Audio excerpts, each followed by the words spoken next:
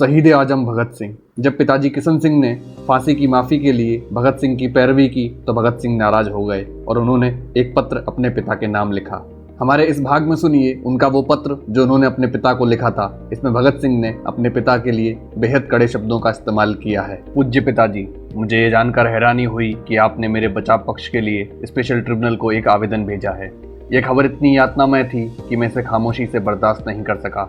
आपका पुत्र होने के नाते मैं आपकी पैतृक भावनाओं और इच्छाओं का पूरा सम्मान करता हूँ, लेकिन इसके बावजूद मैं समझता हूँ कि आपको मेरे साथ सलाह मशवरा किए बिना ऐसे आवेदन देने का कोई अधिकार नहीं था।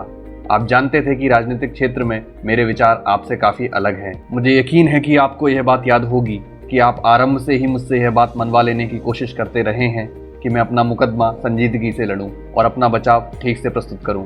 लेकिन आपको यह भी मालूम है कि मैं सदा इसका विरोध करता रहा हूं। मैंने कभी भी अपना बचाव करने की इच्छा प्रकट नहीं की और न ही मैंने कभी इस पर संजीदगी से गौर किया।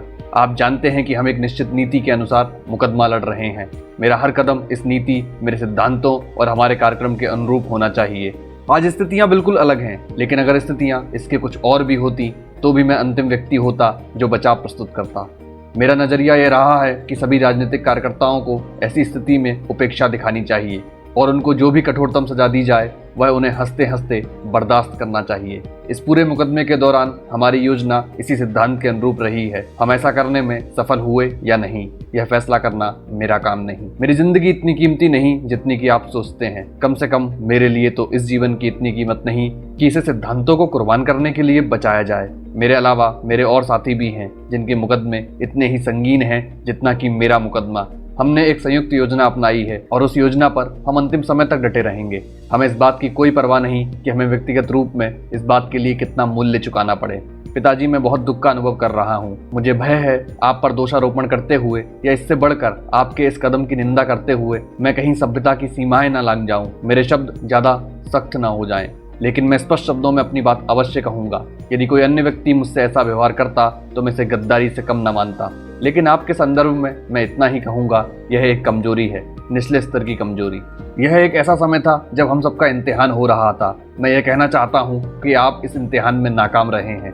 मैं जानता हूँ कि आप भी इतने ही देश प्रेमी हैं जितना कि कोई और व्यक्ति हो सकता है। मैं जानता हूँ कि आपने अपनी पूरी जिंदगी भारत की आज़ादी के लिए लगा दी है, लेकिन इस अहम मोड़ पर आपने ऐसी कमजोरी दिखाई, यह बात मेरे समझ नहीं आती। अंत में मैं आपसे, आपके अन्य मित्रों एवं मेरे मुकदमे में दिलचस्पी लेने वालों से यह कहना चाहता हूँ कि मैं आपके इस कदम को नापसंद करता हूँ। मैं आज भी अदालत में अपना कोई बचाव प्रस्तुत करने के पक्ष में नहीं हूँ।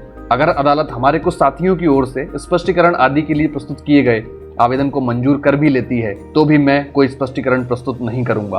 बॉस्टल जेल में बंदी मेरे साथी इस बात को मेरी ओर से गद्दारी और विश्वासघाती समझ रहे होंगे। मुझे उनके सामने अपनी स्थिति स्पष्ट करने का अवसर भी नहीं मिल सकेगा। मैं चाहूंगा कि इस संबंध में जो उलझनें पैदा हो गई हैं उनके विषय में जनता को असलियत का पता चल जाए। इसलिए आपसे अनुरोध है, इस पत्र को प्रकाशित करें और सब तक पहुंचाएं। धन्यवाद। आपका आज्ञाकारी भगत सिंह।